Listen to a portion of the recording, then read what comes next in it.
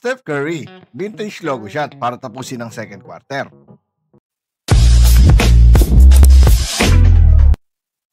What's up mga idolo? Welcome back sa channel.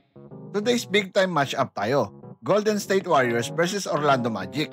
Dalawang teams na may contrasting style. Isa veteran heavy with championship DNA. At isa namang young athletic at gutom sa panalo. So buckle up dahil intense ang bakbakan na ito. Warriors coming in with their signature ball movement, shooting at syempre ang leadership ni Stephen Curry. Kahit ilang taon na hindi bumabagal, still the greatest shooter ever. Meanwhile, the Orlando Magic, young core led by Paolo Banchero at Franz Wagner. Grabe ang improvement nila this season. More physical, more confident at mas organized ang depensa. This game is statement game for the both teams. Tip-off pa lang, Magic showing their size advantage.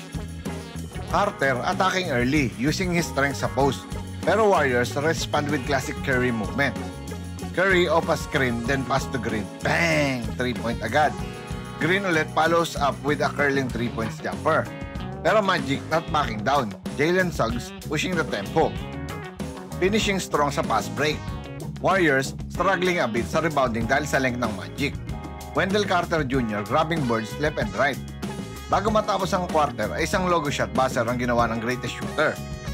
End of first quarter, tight game, but the Magic slightly ahead. Second quarter, gandang 2 points ni Butler para umpisahan ng second. Green at Butler bringing energy. Butler attacking the rim with power. But Magic's bench is sneaky. Wagner providing instant offense, knocking down a deep 3, then a layup. Warriors start to regain rhythm with Draymond Green facilitating. Backdoor pass to Curry for the wide open 3. Halftime score, super dikit, could go either way. So far, Warriors shooting well from outside, pero hirap sila sa interior defense. Magic dominating sa points in the paint. Third quarter, start of the second half. Curry goes nuclear, off a screen, pull-up 3. Bang! Another possession, relocation shot, bang! Crowd going wild. Pero Magic is still composed. Carter bullying his way inside. Wagner being crafty, spin move, layup.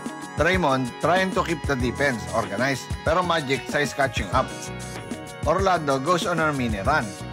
Third quarter ends with the Warriors slightly came back thanks to Curry's explosion. Fourth quarter, crunch time na, pressure rising. Warriors start with Butler attacking aggressively. Huge shot. Magic answers with back-to-back buckets from Black. Under 4 minutes left, Curry isolate, step back, good! Magic counter Carter with a top dunk of his own. 2 minutes left, both team trading punches. Wagner attacks, blocked by Draymond Green. Bane corner 3, another score. Final seconds, Magic up by 11. Podziemski, 3, basket, pero lamang pa ng 8 points ang Magic. Magic survive in a thriller, 113-121. Magic wins.